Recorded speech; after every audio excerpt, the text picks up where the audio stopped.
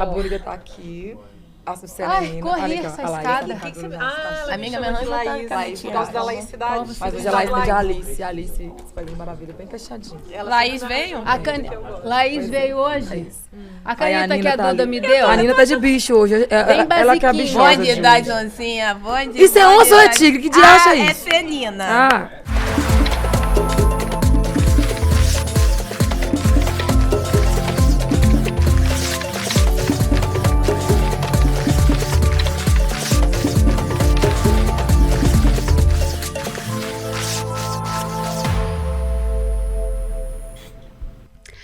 Olá a todos, sejam muito bem-vindos e bem-vindas. Está no ar mais um Precisamos Conversar. Eu sou Juliana Baroni, nós estamos aqui no ICL toda terça-feira às 19 horas e toda quarta tem reprise às 15 horas. Também estamos com vocês no Spotify em vídeo. Que delícia estar aqui com vocês. Eu não tô sozinha, como vocês já sabem. Eu tô ao lado dessas mulheres que são só alegria. Com vocês, a nossa cantora Açucena. Uou! Aplausos. Nossa especialista em finanças e tecnologia, Nina Silva. Muito obrigada. Nossa filósofa das redes, Sara Zara. E nossa escritora, Márcia Tiburi. Oi, gente. Maravilhosa. Vulgo Laís. Laicidade. Gente, vamos lá, vamos direto ao assunto hoje. Precisamos conversar sobre Donald Trump. Eu não sei nem que adjetivo eu posso usar para começar esse programa, mas depois eu vou perguntar para vocês e a gente vai discutir esse assunto. Mas ele foi um empresário muito bem sucedido, nem sempre honesto, mas sempre muito rico. Depois ele apresentou o reality show O Aprendiz, onde ele exerceu com muita competência o seu melhor papel, o de assediador. E hoje ele ocupa o cargo mais alto da política norte-americana pela segunda vez. E de lá, de cima desse lugar, ele aproveita para assediar o mundo todo. Ai, meu Deus, que difícil. Meninas, qual é a palavra que mais define Donald Trump para você, Açucena? Olha, um dos piores pecados para as 3 religiões monoteístas do mundo é a idolatria.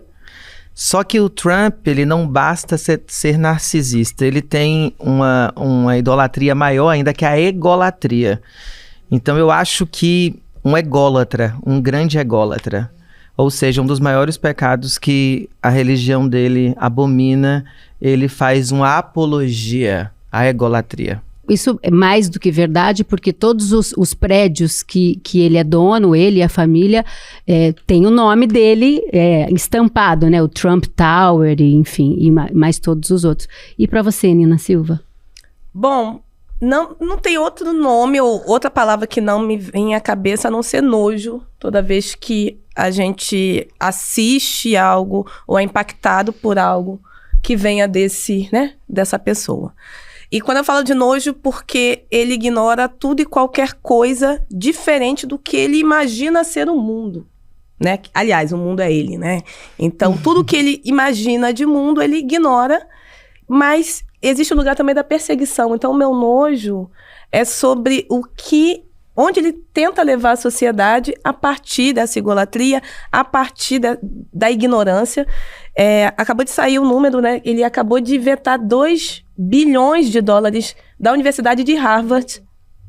Congelou o dinheiro de subsídios à Universidade de Harvard porque ele quer que a governança de professores, estudantes de todas as instituições educacionais dos Estados Unidos estejam à mercê do governo dele. Para perseguição a pessoas estrangeiras, né, a imigrantes, para perseguição a pessoas pensantes.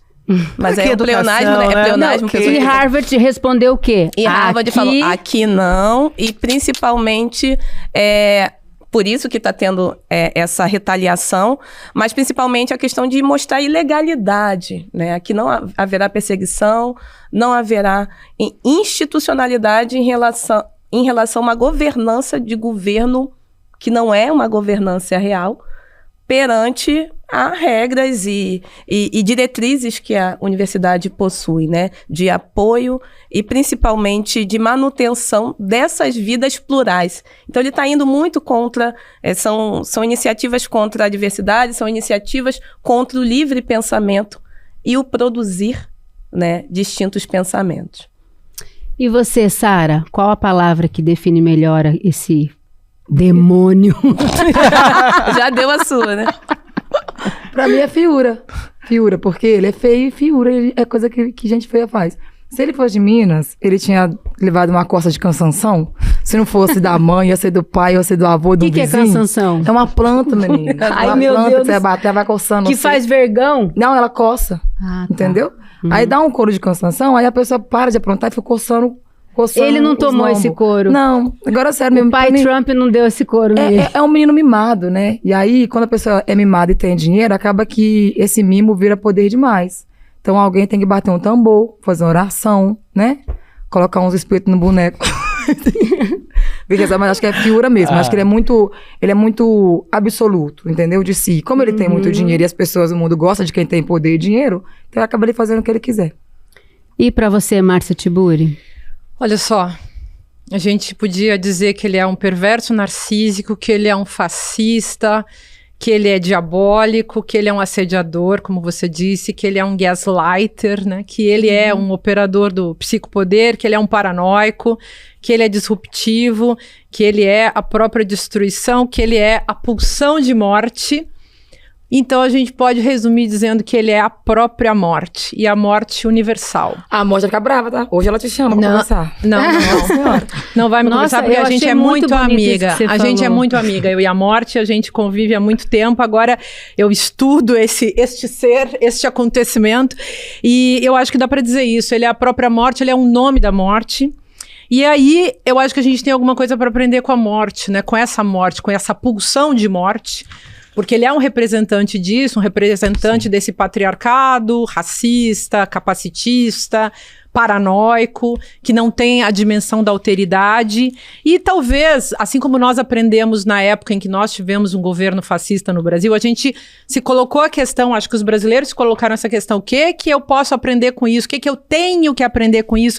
O que é inevitável de eu aprender com isso se eu mantiver a minha alma viva e a minha inteligência? E eu acho que agora os estadunidenses podem se colocar a mesma pergunta, e essa pergunta tem que ser a pergunta planetária, porque além de tudo, é racista, é machista, é capacitista, é autoritário, é um assediador moral, um assediador econômico, um assediador psíquico, e é um sujeito antiecologista, né, gente? Olha o que estão fazendo com as políticas de proteção à natureza nos Estados Unidos. Então, assim, eu acho que é isso mesmo. E a morte é uma coisa dialética, né, gente? Então, não é uma coisa pra gente ter medo, é pra gente aprender com ela, porque ela faz parte do ciclo da vida. E da consciência de finitude, né? Exatamente, que ele falta. acha que ele não vai ter fim? É isso que eu também acho, Juliana, só pra finalizar, eu acho que essa é a questão.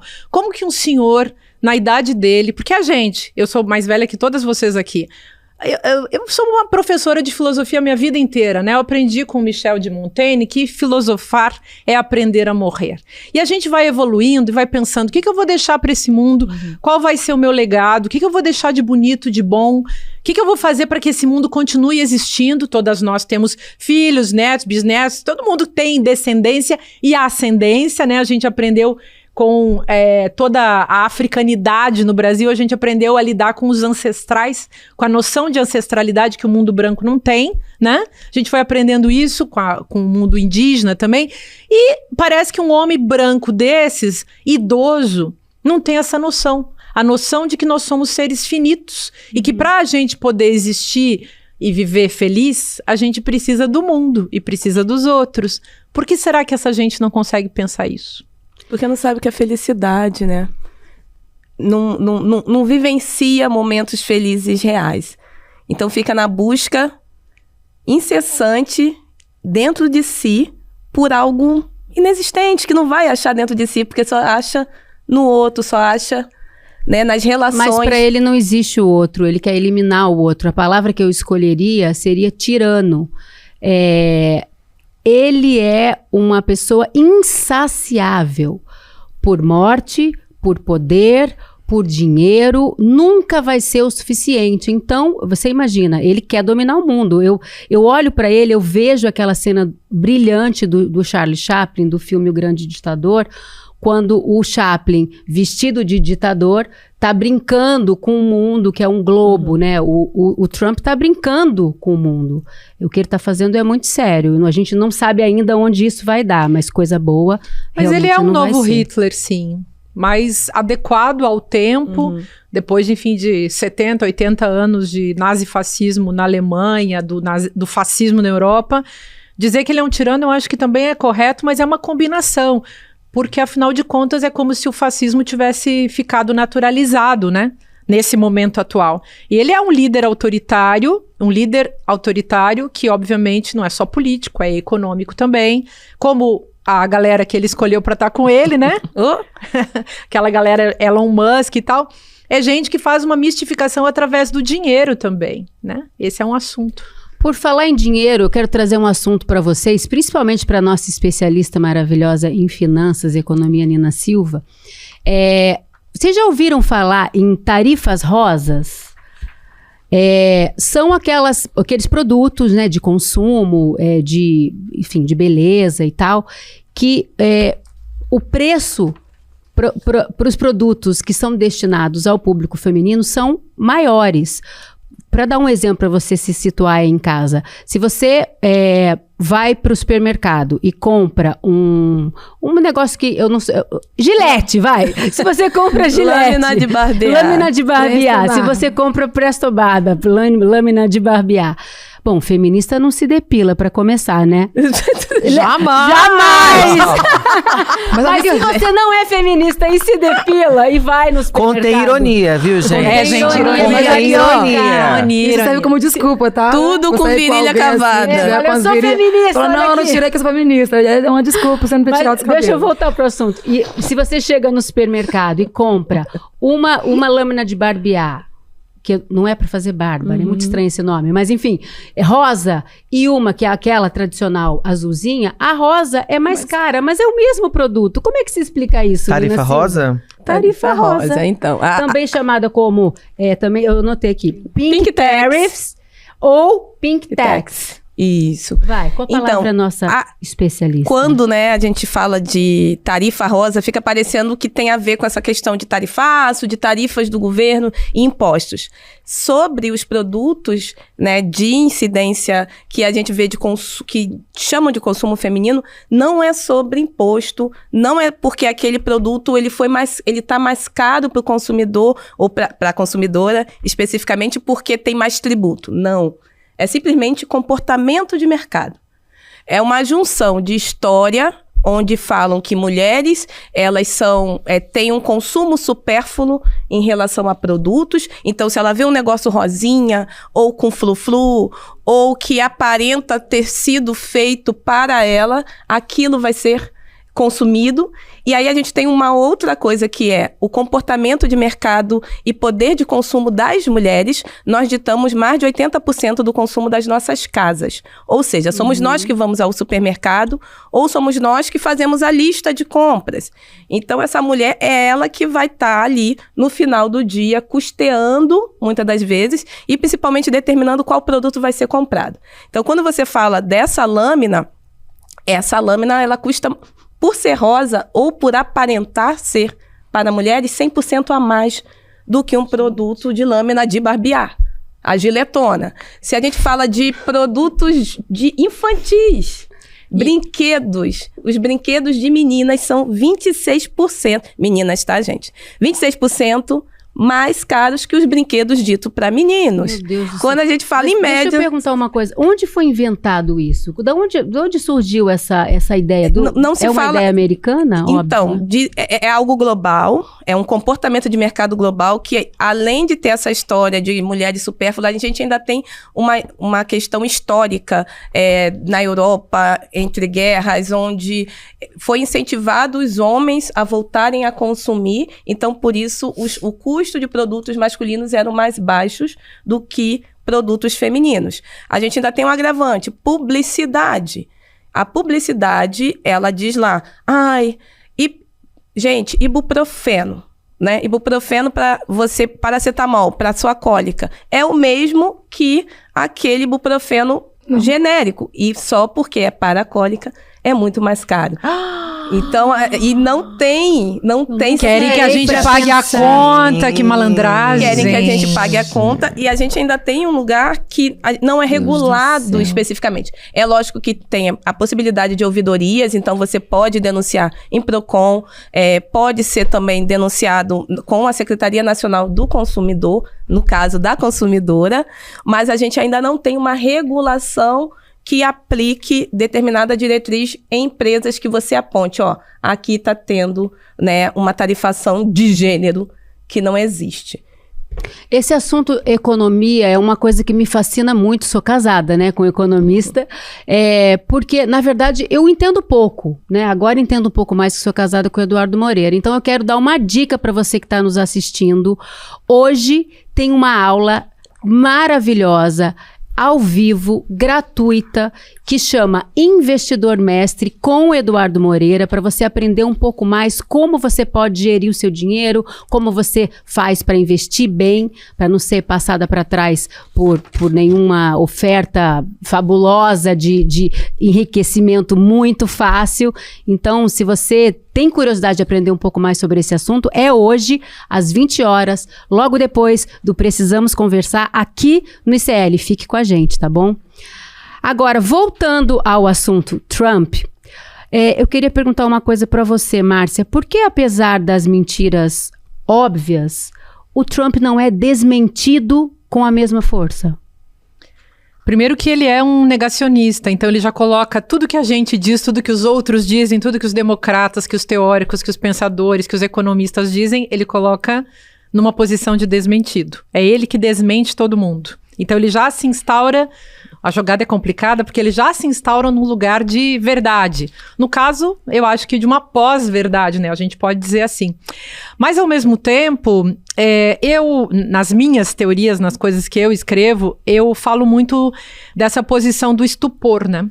Quando ele coloca as pessoas num estado de estupor, que é o que, por exemplo, um narcisista perverso, para usar um termo aí que anda super na moda e bem coloquial, é esse lugar onde uma pessoa é colocada. Então, você fica ali como se você fosse um bobo da corte, um espantalho, uma pessoa que não tem o que dizer, você fica perplexo, você fica chocado, você fica sem ter o que dizer diante de tantos absurdos. E é uma estratégia psicopolítica dos fascistas em geral, todos usaram. O Bolsonaro governou 4 anos fazendo isso. Então, tem uma hora que eles lançam lá uma ideia super absurda, uma lei super absurda.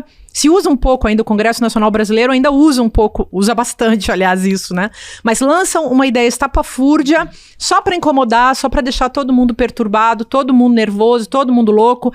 Agora, por exemplo, tem a cassação do Glauber Braga, que é absolutamente, todo mundo sabe a função disso, que Glauber Braga é aquele deputado do PSOL que teve a coragem de peitar o Arthur Lira, e o Arthur Lira é comandante, enfim, do tal orçamento secreto, que onde é que vai parar o dinheiro do Brasil? Essa é a grande pergunta. Então, isso não pode aparecer. A bandidagem da política não pode deixar isso aparecer, porque aí, se o dinheiro for parar na conta de cada um, nos projetos pessoais de cada um, vai pegar muito mal, né? Então, tem que esconder isso. Logo, como que você faz? Pega uma figura que está incomodando, um deputado crítico, sério, que não é corrupto, que é um cara decente, e se cria um jogo para cima dele, né? Uma perseguição para cima dele. E isso é sempre assim. Então, lawfare é uma coisa que se usa muito, né? Essa perseguição judicial contra pessoas assim, enfim. Mas estou falando isso tudo para dizer... o jogo é da mentira contra a verdade, só que a verdade foi ela mesma.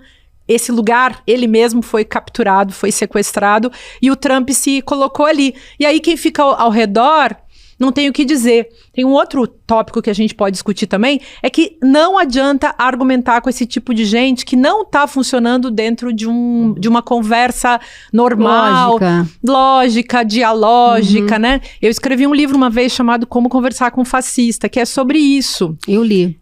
Pois é, obrigada, querida. E aí, foi isso, era sobre isso. Era sobre como é impossível você sentar numa mesa com os fascistas. E eu mesma paguei preços muito altos por ter escrito escrito esse livro, porque, afinal de contas, isso não podia ser revelado.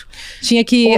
As pessoas tinham que continuar acreditando que era normal viver nesse tipo de jogo. E esse povo não argumenta, né? Essa gente fascistizada não argumenta e não tem nem condições de entender o que está sendo falado. Eu queria perguntar uma coisa para você. Adotar um mito é mais fácil do que pensar em soluções para a própria vida?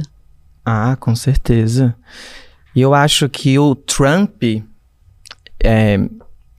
olhando para a figura, né, dele, analisando a figura dele, ele tem uma coisa que ele se encaixa muito bem, além dele se autodenominar esse mito do sonho americano, de quem venceu e se tornou um bilionário, ele se encaixa muito bem com o espírito predatório do capitalismo, no centro do capitalismo, além de tudo, por ser um grande publicitário.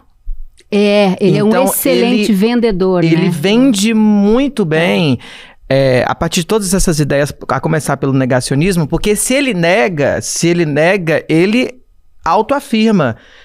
Ele se autoafirma como a solução para todos os problemas e a solução da verdade, e além do mais, ele usa o poder de retórica, a persuasão, o convencimento, e o negacionismo é o método maior para ir contra Harvard, Princeton, a USP, ou seja, eu nego a ciência porque eu sei do que eu estou falando. Então, tem uma coisa que ele faz, para usar uma expressão super coloquial, que é dar um nó na cabeça das pessoas.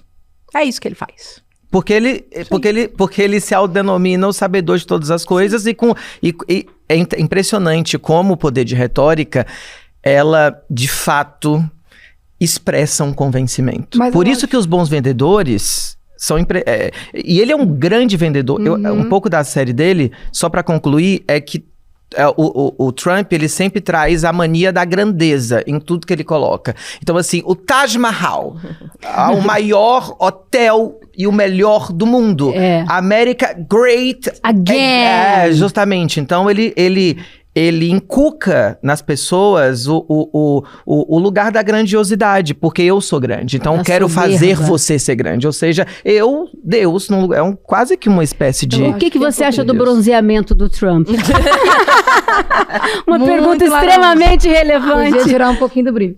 Mas, pra mim, uma parte também do que vocês estão falando que eu tô catando, eu acho que é um pouco de reflexo também, sabe? Porque para o Trump exercer esse poder todo que ele exerce, ele tem que ter uma base de apoio muito nítida, né? E é o que a gente vê. Eu acho que, assim, todo mundo tem um pouco de Trump. Todo mundo vai ter. Eu, você, todo mundo tem. Eu não tenho, não. Não, tem. Essa grandiosidade ali que essa ambição, trouxe. né? Isso, só que assim, a gente tem quem controla, né? A gente tem um pai, uma mãe, uma coisa assim, mais ou menos. Valores. Só que a gente tem como controlar. Ele tá descontrolado. E aí, esse reflexo de sociedade que apoia, essa sociedade que apoia ele, é um reflexo que ele bate, sabe? Bate, vai e volta. Porque é muita gente querendo ser foda demais, Deus demais. Em cada campo que a gente vai, tem alguém que tá querendo ser mais do que já é, e fazer aquele negócio de parecer muito maior do que já é, e ele tem dinheiro. Então, acaba que ele realmente consegue fazer isso. Mas eu acho que, além do Trump, tem uma sociedade muito igual a ele, sabe? Que precisava também dar uma refletida e ver quais são os valores que você admira nas pessoas, a ponto dela sentir a vontade pra expressar tudo isso, igual ele faz. Eu queria continuar te fazendo uma pergunta, que é o seguinte. Ele é um homem alto, loiro, laranja e rico. Ele é cenoura e bronze. Ele é cenoura e bronze. Imagina se fosse o Barack Obama, que é um homem preto. Nem chegaria negro, lá, gente. Falando os absurdos que ele anda falando por aí, esse tarifaço e sei lá o quê. Não teria nem espaço pra isso. Acho que antes, na primeira bobagem, já leva uma rasteira, uma pernada e já saía fora. Mas eu fico impressionada com a certeza... Michelita. Eu fico impressionada com a convicção com que ele expressa. Uma autoestima delirante, cara. E assim, essa pseudodemocracia, que os Estados Unidos têm instituições muito mais fortes e fincadas, mas aí é uma pergunta, será mesmo que essas instituições são tão fortes assim? Aí, mostra o livrinho de novo, vai. Link maravilhoso. Momento Paquita. Então, gente, uma coisa que a gente estava questionando, até quando, né, a gente vai ter que pautar sempre a esquerda, enfim, e também quem é oposição a esse fascismo, o tempo todo as nossas vidas, questões e agendas, o contra o negacionismo, contra o fascismo, contra a loucura generalizada no mundo. E quando a gente não vai começar realmente a tratar de lideranças que podem ser uma via, não vou dizer que é a solução, mas alternativas, né? Então, nunca mais se falou de Kamala, nunca mais se falou de Michelle, e a gente deveria se perguntar se tivesse sido diferente, né, em relação às eleições, se tivesse sido diferente a questão do apoio a uma mulher presidenta nos Estados Unidos, a gente não estaria falando desse caos. E eu só queria retomar um ponto de uma pergunta em relação à questão de oposição. Por que ninguém vai contra? A China está indo contra muito fortemente ao posicionamento do Trump mundialmente. Não somente pelo tarifaço, mas por querer ditar o mundo a partir desse mundo que hoje não faz mais sentido ter esse tipo de tirania tão explícita que tira outros capitais do jogo. Então, enquanto o Trump estava na mesa, né, com os seus aliados, os donos de Big Tech ganhando seus dinheiros, ótimo. Agora, a partir do momento em que a Bolsa cai do jeito que tem caído a desvalorização das ações dessas empresas, quando se fala de tarifaço, a gente está falando de um preço final no consumidor. A gente está falando de um iPhone custar 5 vezes mais do que ele custa para o estadunidense, para o norte estadunidense.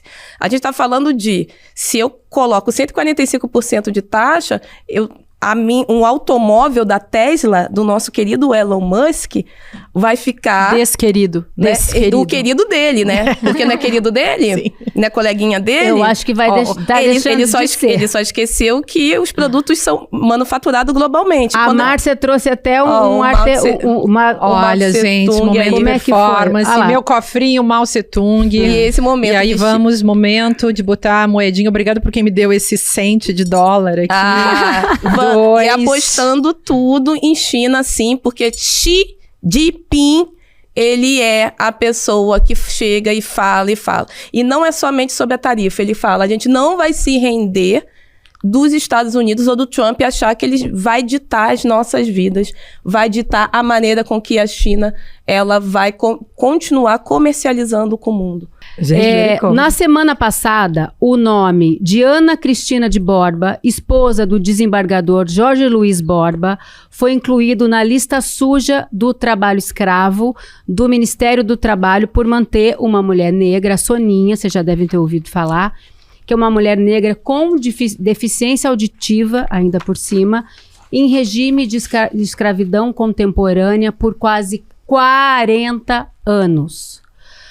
A Sara sabe muito bem sobre essa história. Vamos se você ainda não ouviu falar sobre isso, a Sara tem um vídeo que eu vi outro dia que explica muito bem como é que essa história aconteceu e o mais importante que eu esqueci de falar, que eu vou contar para vocês, é que em 2023 ela sofria maus tratos, né, nessa casa, ela não recebia salário pelo trabalho doméstico que ela fazia. E aí, em 2023, teve uma denúncia anônima, né? E aí conta, Sara. Eu acho que é muito comum em algumas cidades, regiões do país, as pessoas falam assim, eu vou levar o seu filho para trabalhar, né? Uhum. Em Minas, por exemplo, de onde eu vim, de BH, existe muito disso, né?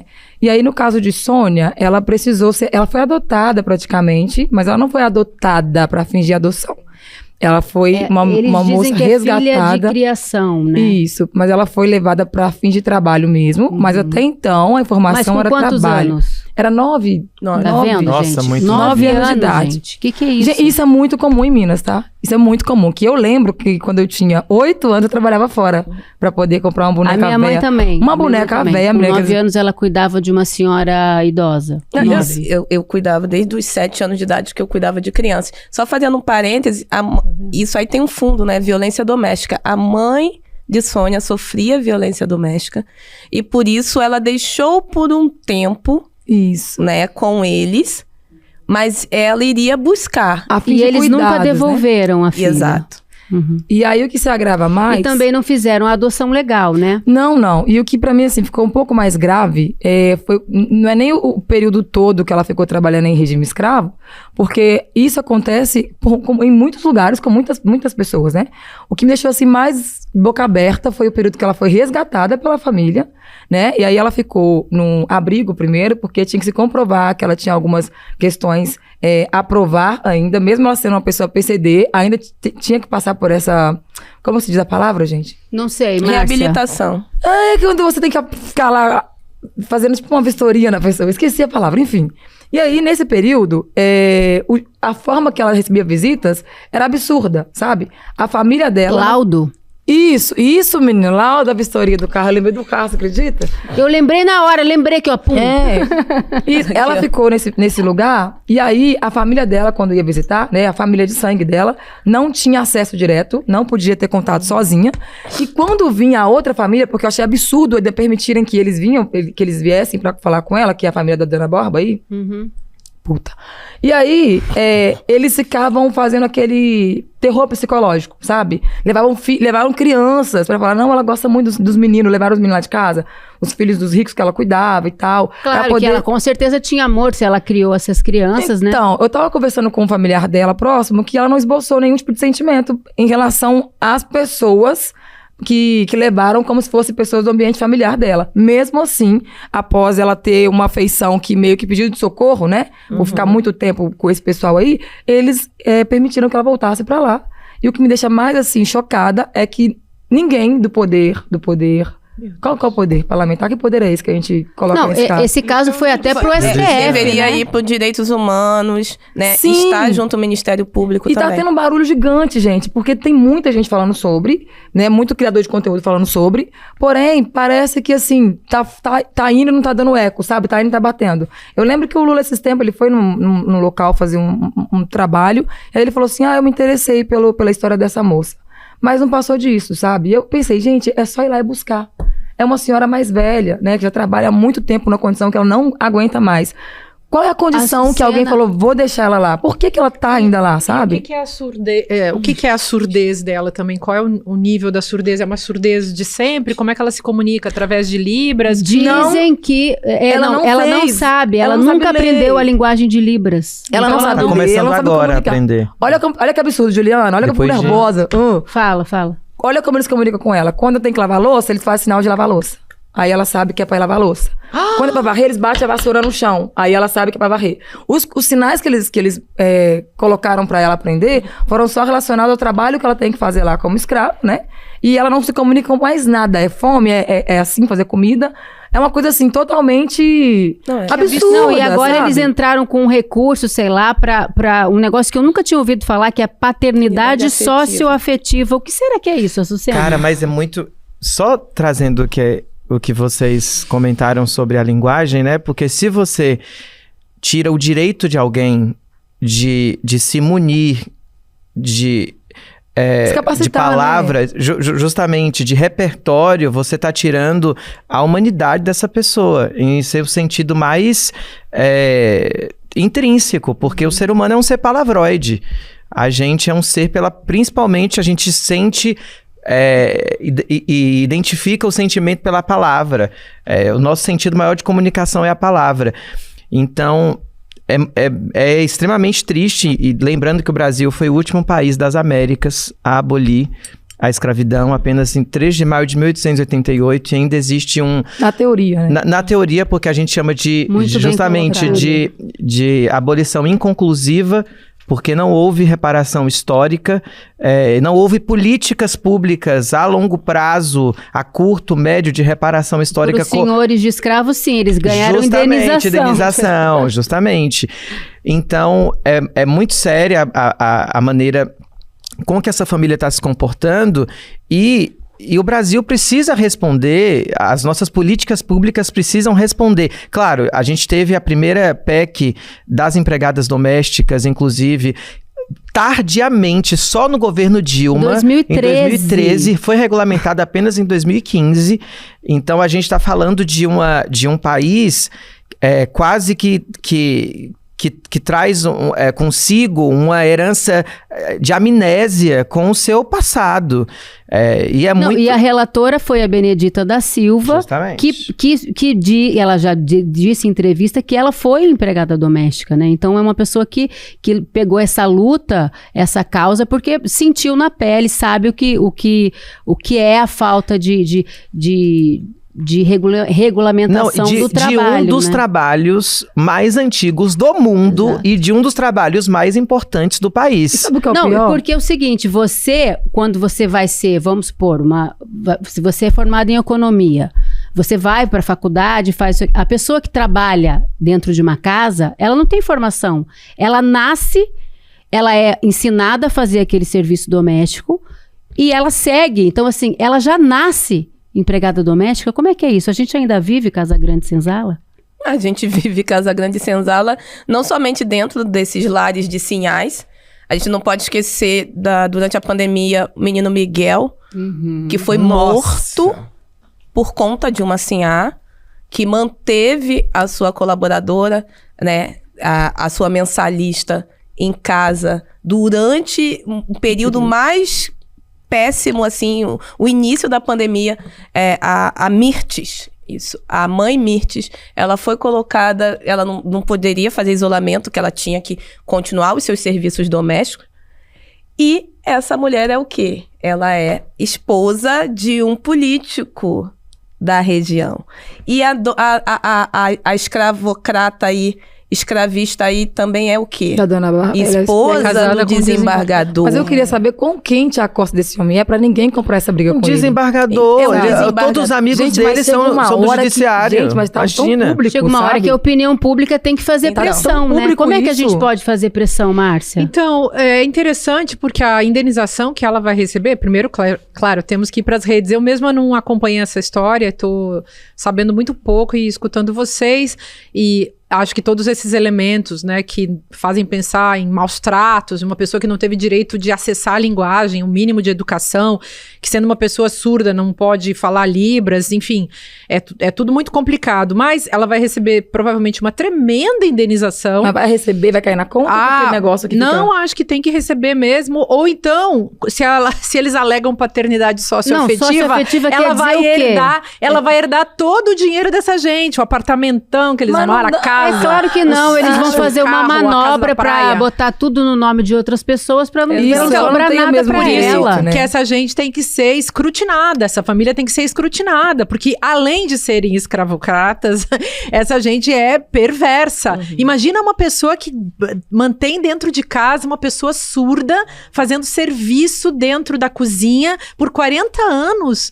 Gente, essa pessoa deve ser imagina o risco sem poder ver a família. É importante falar que a lista suja, o nome da esposa do desembargador foi para a lista suja. Mas o nome dele não foi. Deveria a família inteira. Deveria. Todo mundo que compactou, mas sobrinho, neto. Aliás, quem são as testemunhas, gente? Cadê as outras pessoas da família? Nunca veio uma outra faxineira? O mais importante hoje é que veio e elas são testemunhas. Elas são testemunhas no caso. Então, mas é que na visão deles, isso não é um trabalho escravo. É uma pessoa da família servindo de outra forma, entendeu? E a grande questão é que ela continua na casa. Ela foi desresgatada. Ela foi desresgatada. Eu nunca ouvi dizer um negócio desse na minha vida. E tá normal, porque faz tempo que isso acontece. Olha, parece que tomou um negócio assim. Isso é tão assim. comum na nossa sociedade brasileira, escravocrata ainda, que a gente tem na ficção milhões e milhões de livros sobre esse assunto. Tem aquele filme brilhante da Ana Mulaert, Que Horas Ela Volta,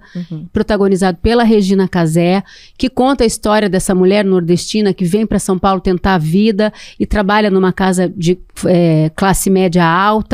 E aí a gente vê ali, do ponto de vista bem afetivo naquele filme, né, a vida dessa empregada doméstica. Aliás, esse termo, empregada doméstica, a gente pode usar esse termo? Vocês sabem me dizer?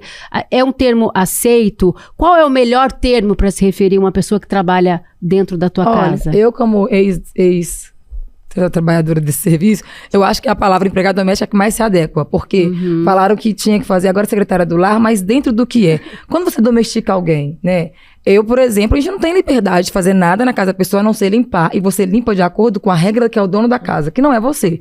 Então você é um empregado e você é domesticado. Porque se você agir fora desse conceito que a patroa te dá, você tá fora, você sofre represália. Não, tem uma cena nesse filme que eu citei que é a coisa mais linda, e a Regina Casé disse que foi improviso. Que tem uma piscina enorme nessa casa e ela nunca pode usar a piscina, só os patrões, né?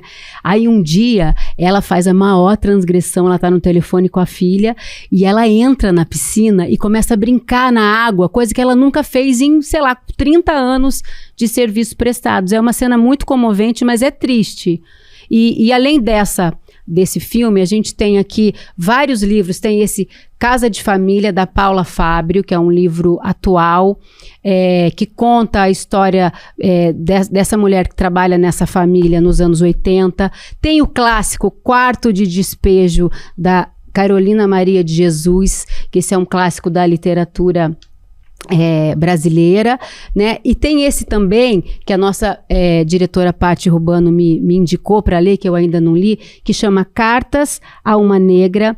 Essa autora, Françoise Ega, ela é das Antilhas e trabalhava como empregada doméstica na França, e ela um dia pegou uma revista francesa e leu um artigo falando sobre Carolina Maria de Jesus, e começou a escrever cartas que ela nunca mandou, mas esse livro é sobre isso, sobre essas cartas que ela escreveu para Carolina Maria de Jesus. É a coisa mais linda. Então, assim, se você quiser essas dicas, a gente manda no link do WhatsApp. Tá, a Sucina fala. Não, eu só queria dar um recado, assim, para a sociedade, para deixar alguns termos. A gente falou do empregado doméstica, e Sara falando que sim, mas assim, o ditado, é como se fosse da família. Não vamos usar mais essa frase maldita. Nem querer ser da família, gente. Porque é uma mentira. Não, e é importante dizer que essa questão é tão real que a arquitetura brasileira tá lá a edícula ou o quartinho da empregada, que é uma coisa assim minúscula, quase sem janela, quase cheio que uma de tranqueira aqui, ó, vocês que tem justamente, quase que uma jaula. Tem escada nas quartas da gente, tá?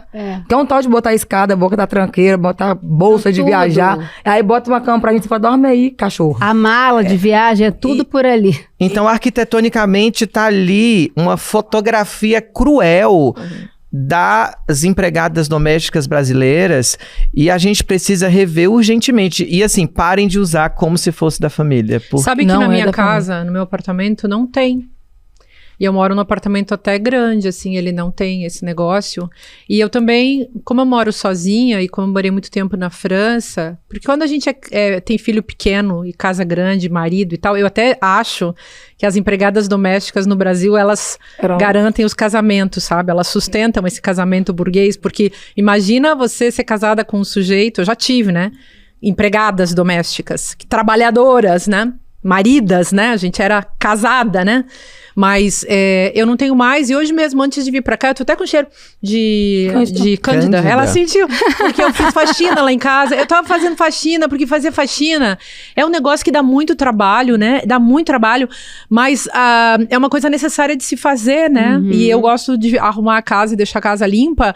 E aí você vai lá e bota a mão naquilo e gasta seu tempo. É um trabalhão, gente. Se a nossa própria sujeira, que tipo de ser humano a gente é? Não, você pode até pagar alguém, não faz mal, não. Você paga. Mas deixa que você trate com decência, não como a sujeira que você faz, sabe?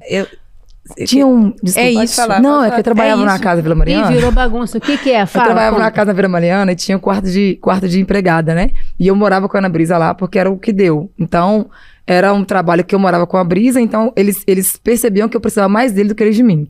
Aí um dia eu fui comer um biscoito, a babá do filho falou assim, não come esse biscoito não, que eu sou demônio.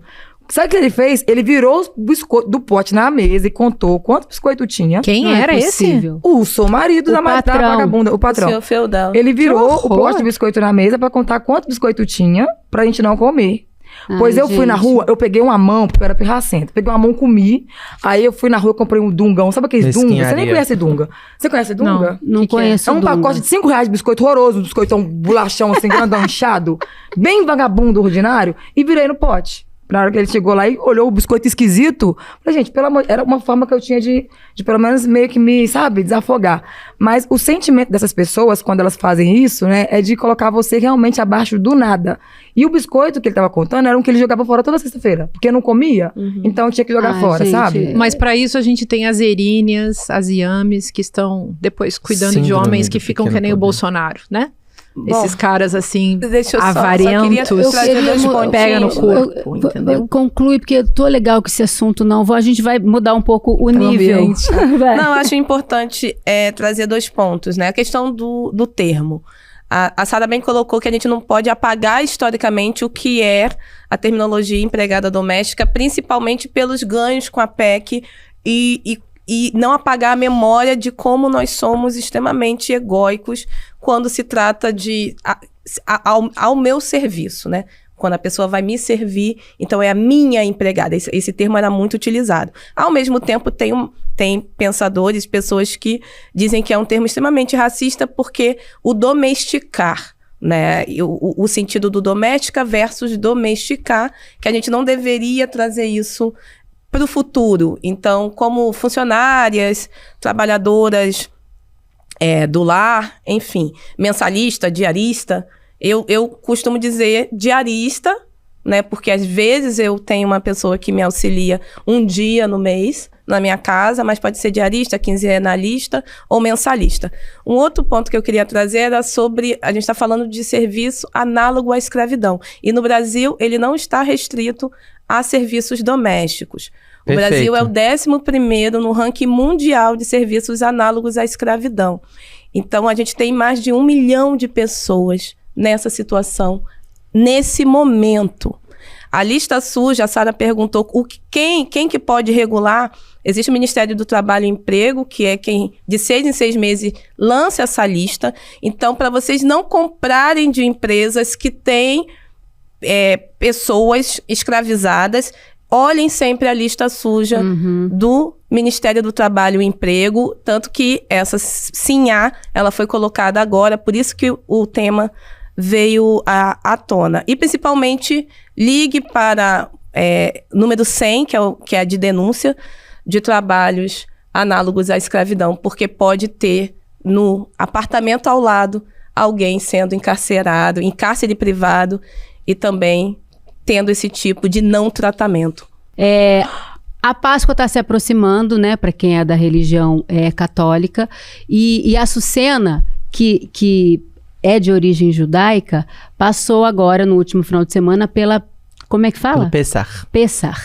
Então eu queria que ela desse o testemunho dela pra gente, como é que foi o final de semana dela, e depois eu queria que todo mundo falasse como é que comemora essa data, que é uma data cristã, mas também uma data cultural, né, pro brasileiro. Pessar é, sobretudo, uma festa que significa passagem, mas não qualquer passagem. Passagem do anjo da morte sobre as casas dos filhos de Israel para a libertação do povo hebreu da escravidão no Egito. E tem uma cena muito linda do Pessah, que eu acho que é bem simbólica, e trazendo atenção, inclusive, para a questão palestina, né? De que quando a gente foi escravizado, a gente tem que lembrar de onde a gente veio. E tem uma cena que você vai tirando o vinho do copo, o vinho tinto, e vai colocando no guardanapo para lembrar do sangue dos mortos que não foram os hebreus, que são os outros de mim. E essa lembrança tem que ser para entender a humanidade, a nossa humanidade, independente de se você está desse lado ou do outro, ela tem que ser rememorada. Então, eu acho que é uma Páscoa que tem que trazer essa rememoração tanto dos nossos sequestrados quanto do absurdo que está acontecendo na Palestina há 75 anos e dizer que é uma questão muito complexa para nós judeus E nós somos diferentes, nós pensamos diferentes, os israelenses são diferentes entre si, os judeus são diferentes entre si, tem de direita, tem de esquerda, tem comunista, tem direitista. E eu acho que Páscoa, acima de tudo, é uma festa sobre a liberdade. E quando Jesus estava lá com seus discípulos, eles estavam comemorando essa Páscoa judaica, essa ode à libertação da escravidão, que é um tema que a gente trouxe agora e está presente na Páscoa judaica. Tanto que o pão é um pão fininho, porque não deu tempo de inchar. Então você leva o pão que deu tempo para você fugir logo desse passado terrível. Então a gente come um pão ázimo, que é aquele pãozinho de hóstia também, né? Que os cristãos Olha, muito comem. obrigada pela partilha do seu conhecimento. Tem hora que eu olho para você e eu vejo uma coisa que é muito maior do que a idade biológica que você tem. Você parece uma entidade. Muito bonito te ouvir. Por falar em entidade, temos outra entidade aqui.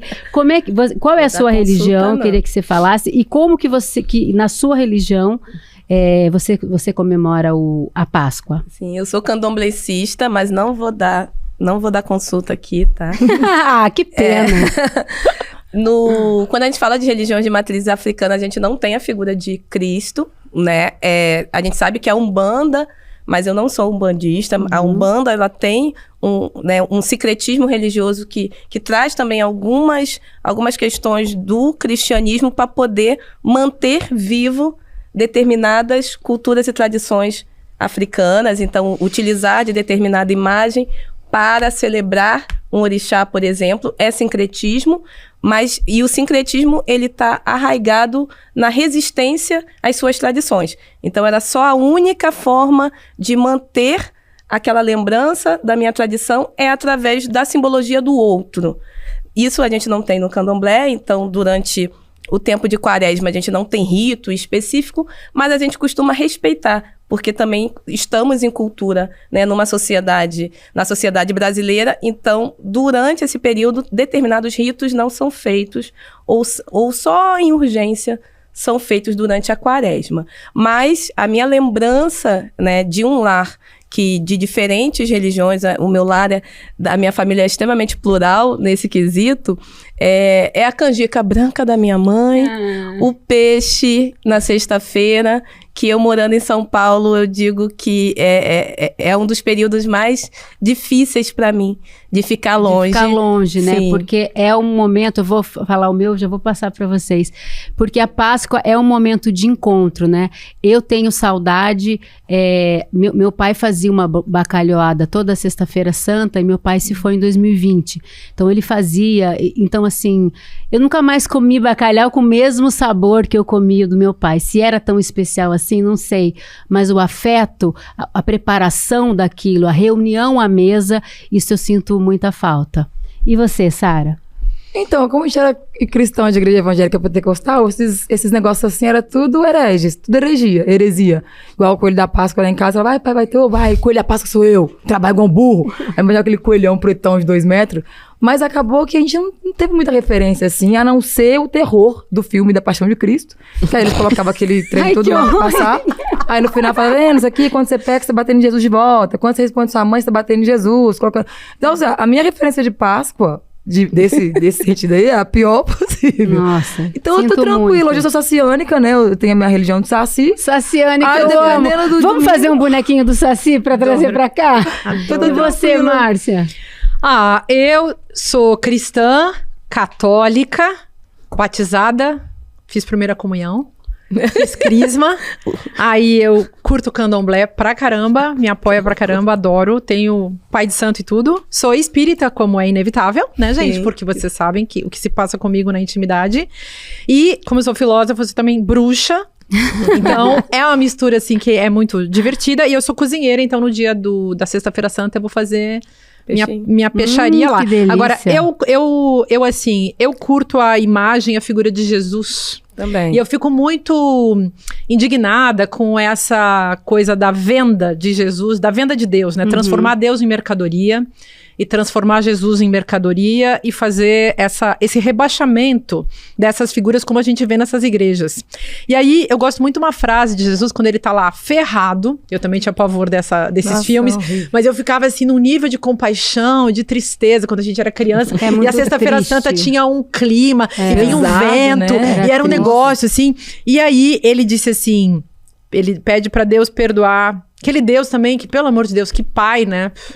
Enfim, e aí ele pede pra galera, ele pede, Deus, papai, perdoa essa gentalha aí, porque eles não sabem o que fazem. E eles não sabem o que fazem é uma explicação do que significa ideologia. Gente, eu quero rapidamente, a gente já está se encaminhando para o final do programa, eu quero dizer o seguinte, eu fui no final de semana assistir ao show do Gilberto Gil, chamado Tempo Rei, e foi uma celebração, foi um momento quase de eucaristia, foi uma catarse coletiva, porque o Gil é um ancião, né, o arquétipo do ancião, e ele todas as músicas dele fazem parte das nossas vidas, então todo mundo cantando, celebrando, e ele abre espaço para o novo. Você vê em cima do palco netos, filhos, e ele, no dia que eu fui, o MC Ariel tava lá, que é um rapper de 20 e poucos anos, então ele é um cara que tá muito consciente da sua importância no mundo, da sua importância histórica e da importância que o ancião tem de passar o bastão pro futuro, né? A gente estava ali celebrando o passado, o presente naquele momento e o futuro do Brasil, da música brasileira e tudo isso. E foi muito bonito porque eu fui com o Eduardo Moreira e muitas pessoas vieram conversar com a gente dizendo que assistem o ICL, que são alunos do Investidor Mestre, que o Eduardo Moreira ajudou a arrumar a vida financeira deles. Então, daqui a pouco, vocês não saiam daqui, porque vai ter uma aula gratuita, ao vivo, com o Eduardo Moreira, Investidor Mestre, que é imperdível. Antes da gente terminar, só quero perguntar para a Sucena. Sucena, qual é a sua música preferida do Gil? Entre tantas? Entre tantas. Se eu quiser falar com Deus, tenho que ficar a sós. Tenho que apagar a luz. Tenho que calar a voz. Tenho que encontrar a paz. Tenho que folgar os nós dos sapatos, da gravata, dos desejos, dos receios. Tenho que esquecer a data, tenho que perder a conta, tenho que ter mãos vazias, ter a alma e o corpo nus. Que linda!